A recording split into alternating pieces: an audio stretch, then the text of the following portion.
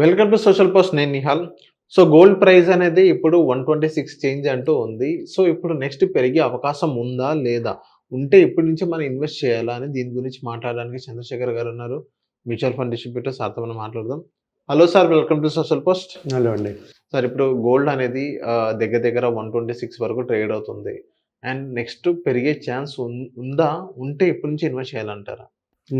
చూడండి నిహాల్ గారు, నెక్స్ట్ నిన్న చూసేటప్పుడు మన మార్కెట్ చూసుకుంటే 416 పాయింట్స్, రైట్? 416 పాయింట్స్ తగ్గింది నిన్న. అంటే 1,25,515 ట్రేడింగ్ అయింది, నిన్న క్లోజ్ అయింది. సో మళ్ళీ ఇవాళ చూసుకుంటే 1,26,000 ట్రేడ్ అవుతుంది, right? 10 gram gold 24 carrot. So ఈ సినారియోస్ చూసుకుంటూ ఉంటే మనకు బాగా వాలటైల్గా ఉంటుంది. సో 1,30,000 వరకు వెళ్ళి మళ్ళీ దిగి మళ్ళీ అప్ అండ్ డౌన్ అవుతుంది. సో ఈ జనరల్గా ఏంటంటే ఇది వాలటైల్ సిచ్యువేషన్స్లో మన ఈ గ్లోబల్ సినారియోస్ ఎప్పుడైతే మన ఈ టారిఫ్ వార్స్ అన్నీ అవుతున్నప్పుడు, గ్లోబల్ అన్సర్టనిటీస్ అయ్యేటప్పుడు ఇలాంటి ఫ్లక్చువేషన్స్ బాగా ఎక్కువ ఉంటుంది. సో అందుకనే ఇప్పుడు ఏం చేస్తున్నారంటే ప్రతి ఒక్క కంట్రీ మన ఇలాగ గోల్డ్ రిజర్వ్స్ పెంచుకుంటూ పోతున్నారు. సార్, ఇప్పుడు మీరు అడిగినట్టుగా మనం గోల్డ్ పెరుగుతుందా పడుతుందా అనేది జనరల్గా మనం కరెక్ట్గా ప్రిడిక్ట్ చేయలేము. కానీ మనం సుమారుగా ఒక 6 మంత్స్ నుంచి ఒక 1 ఇయర్ కాబట్టి ఎంతవరకు మూమెంట్ ఉంటుందని మాట్లాడుకోవచ్చు అండి. ఎక్స్పర్ట్స్ చెప్పినట్టుగా నేను కొన్ని చెప్తానండి. ఎర్లీ 2026 జనరల్గా మా కొంత ఎక్స్పర్ట్స్ ప్రిడిక్ట్ చేసింది ఏంటంటే 1,30,000 నుంచి 1,45,000 వరకు వెళ్ళే ఛాన్సెస్ ఉన్నాయంటున్నారు. So on a higher end చూసుకుంటే 1,50,000, రైట్? 2026. సార్, ఇది పెరగడం అనేది చాలా ఫ్యాక్టర్స్ మీద డిపెండ్ ఉంటుంది. ఇప్పుడు ఇమ్మీడియట్ ఫ్యాక్టర్ ఏంటంటే RBI rate cuts 5th December, తర్వాత 10th December fed rate cuts. So జనరల్గా ఈ రేట్ కట్స్ అనేది జరుగుతున్నప్పుడు మన గోల్డ్ మూమెంట్ చాలా పెరుగుతుంది. 5th డిసెంబర్ ఏమో ఆర్బీఐ కట్ చేసే ఛాన్సెస్ 25 బీపీఎస్ పాయింట్స్ చేసేటట్టుగా కనబడుతుంది. బట్ ఫెడ్ చూసుకుంటే వాళ్ళ రేషియో ఆఫ్ 13% అనేది క్యాల్కులేట్ అయ్యి ఉంది. బట్ పెరుగుతుందా లేదా అనేది క్వశ్చన్ మార్క్. ఓకే. పెరిగితే వెల్ అండ్ గుడ్, పెరగకపోతే మళ్ళీ ఎఫెక్ట్ ఉంటుంది గోల్డ్ మీద. సో ఎప్పుడైనా సరే మళ్ళీ ఈ మధ్యన చూసుకుంటుంటే ఇండియా యుఎస్ రిలేషన్స్ కొంచెం ట్రేడ్ ఇంపాక్ట్ మీద బాగానే అవుతుంది. 50% ట్రేడ్ టారిఫ్లో ఉన్నాం మనం. అది కానీ మనం తగ్గించుకోగలిస్తే మనకి అన్ని పాజిటివ్ మూమెంట్స్తో మనం ఎకానమీ కూడా మంచి వెళ్తుంటుంది. సో లాంగర్ రన్లో ఈ గ్లోబల్ సినారియోస్ ఉన్న వరకు మనం గోల్డ్కి దొక్కలేదు. సేఫ్ ఏమన్నా inflation hedging inflation product. So నేను చెప్పేది ఏంటంటే సార్, ఎవరైతే గోల్డ్ ఇన్వెస్ట్ చేయాలనుకునేటప్పుడు ఇప్పుడు బాగా వాలటైల్గా ఉంది కాబట్టి ఎస్ఐపి మూలంగా మనం ఎప్పుడు మాట్లాడుకుంటున్నాం ఏంటంటే సార్, ఒక డిజిటల్ ఫార్మ్ ఆఫ్ గోల్డ్, అంటే డిజిటల్ ఫార్మ్ ఆఫ్ గోల్డ్, లేదా మ్యూచువల్ ఫండ్స్లో ఈటీఎఫ్స్, ఫండ్ ఆఫ్ ఫండ్, ఇలాంటి దాంట్లో ఇన్వెస్ట్ చేసుకోండి అని చెప్తుంటాం. సార్, కొన్ని ఏంటంటే ఈ మ్యూచువల్ ఫండ్స్లో ఈటీఎఫ్, ఫండ్ ఆఫ్ ఫండ్లో పెట్టేటప్పుడు ఏంటంటే ఇది అన్ని డిజిటల్ ఫార్మ్ ఆఫ్ గోల్డ్ అంటాం మనం, అంటే ఆన్లైన్. కానీ actually it is backed by A physical gold. Okay. అంటే వాళ్ళు మనం ఇన్వెస్ట్ చేసేటప్పుడు వాళ్ళు ఫిజికల్ గోల్డ్ కొని స్టోర్ చేసుకుంటారు, రైట్?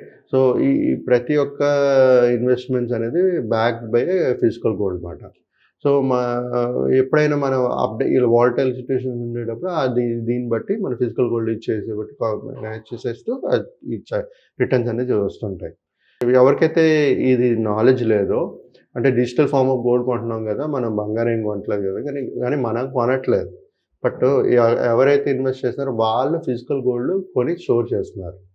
సో ప్రతి ఒక్కరికి అర్థం అవ్వాల్సిన విషయం అండి. సో జనరల్గా సార్, ఎప్పుడైతే ఈ ట్రేడ్ ఇప్పుడు ఫోర్మోస్ట్ మనకి ఏంటంటే టారిఫ్స్ కానీ మనం తగ్గించగలిస్తే మన జీడిపి గ్రోత్ కూడా పెరిగే ఛాన్సెస్ ఉంటాయి. We're topping the GDP growth as of now among other countries. కాకపోతే ఇన్ లాంగర్ రన్ మన గోల్డ్ ఇన్వెస్ట్ చేయాలన్నప్పుడు స్టాగర్డ్ వే ఆఫ్ ఇన్వెస్ట్మెంట్. వాలటైల్గా ఉంది కాబట్టి నిన్న 416 పాయింట్స్ పడింది, ఇవాళ ఏమో 600 and something పాయింట్స్ పెరిగింది, రైట్. సో ఒకరోజు పెరుగుతుంది, ఒకరోజు పెరుగుతుంది. అంటే నేను చెప్పేది ఏంటంటే ఇక్కడ టైమింగ్ చేయలేము మనం. సో స్టాగర్డ్ వే లాంగ్ పీరియడ్లో, లాంగ్ టర్మ్ అంటాం కదా మనం, లాంగ్ టర్మ్ ప్లానింగ్ ఏదైనా చేసుకోవాలనుకుంటే gold is the right option.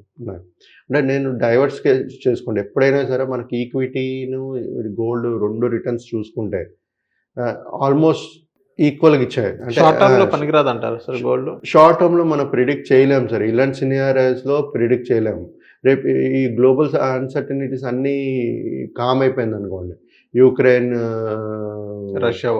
Russia war, ఇప్పుడు ఏదో పీస్ డీల్ అంటున్నారు, మాట్లాడుతున్నారు అంటున్నారు, సడన్గా క్లోజ్ అయిపోయింది అనుకోండి, ట్రేడ్ టారిఫ్ తగ్గిపోయింది అనుకోండి, అన్నీ మళ్ళీ ఎగెస్ట్ అయిపోతుంది.